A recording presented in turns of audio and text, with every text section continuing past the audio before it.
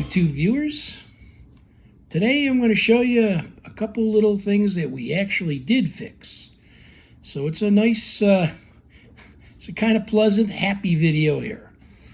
So let's take a look at this right now. And well, actually first, before we take a look at that, I realized that I explained all that stuff last week about the tape lifters, thinking I had these cams in the wrong place and everything like that. But I never really showed you how they actually work in the end. So let's first take a look at that. Here you go. So I talked about all of this in the last video, but what I didn't show you is I didn't show you it actually working.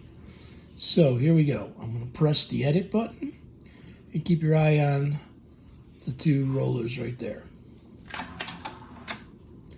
So the two rollers come in. Pinch roller comes in enough just to bring the tape into the picture like that so we can go across the heads, but the motor won't be turning. Edit button, notice, still lit. All right, I hit the stop. They both come out like they're supposed to, which had brought the tape back out, and it's not, wouldn't be touching the heads. Now the heads are back here. They're not in right now because it's easier to work on this and not damage the heads while I'm doing different stuff.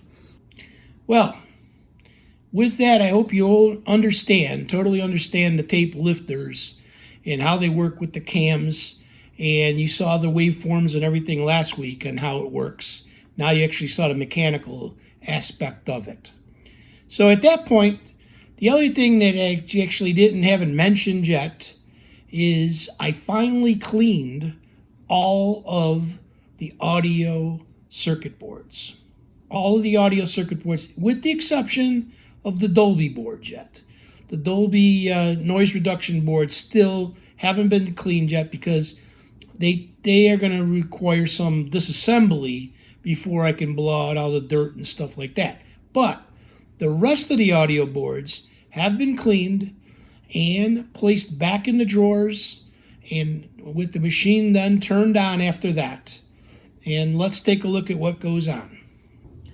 Now you can see I have all 24 channels loaded in the machine.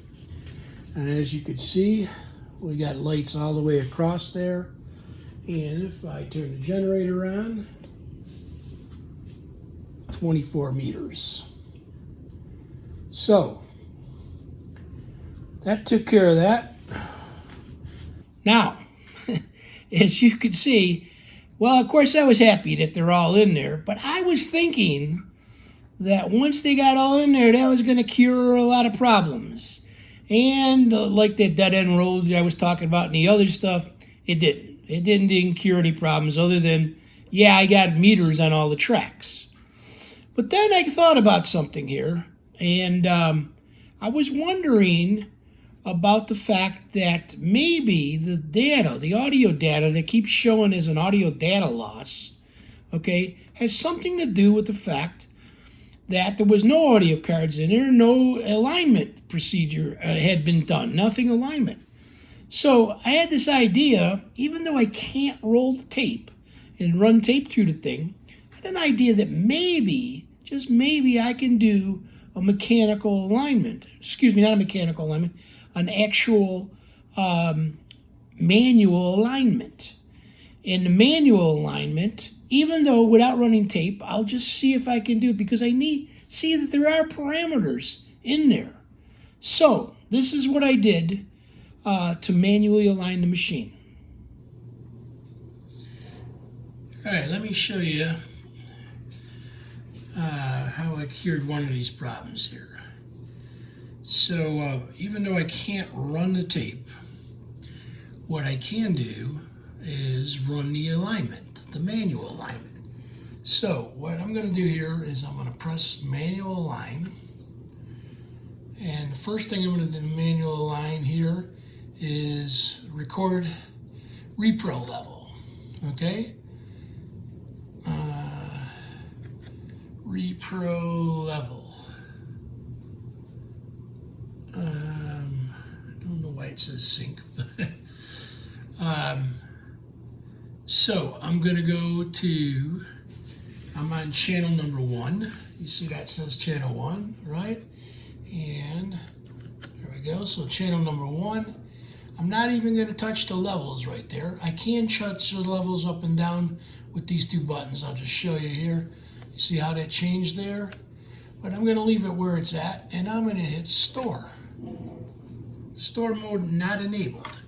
That's because this little thing right here is, oops, wrong driver. We need to put it in the enable mode.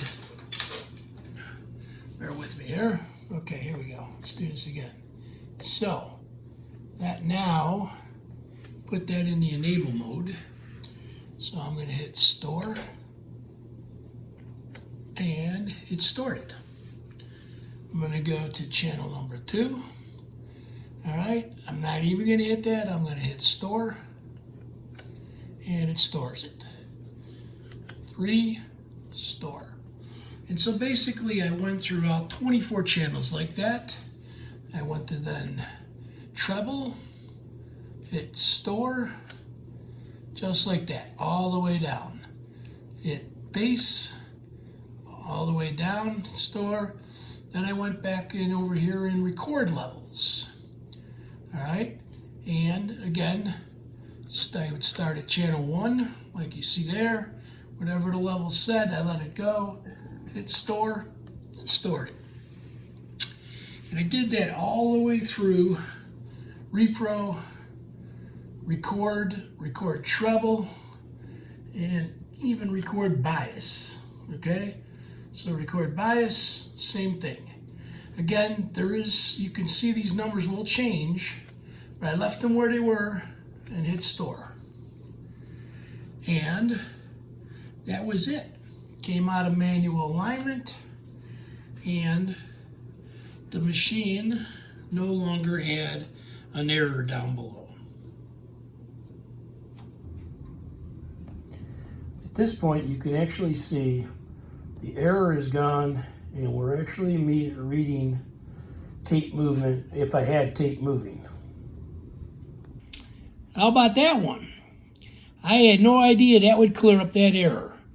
But the error on the tape display, the tape counter display, is now gone.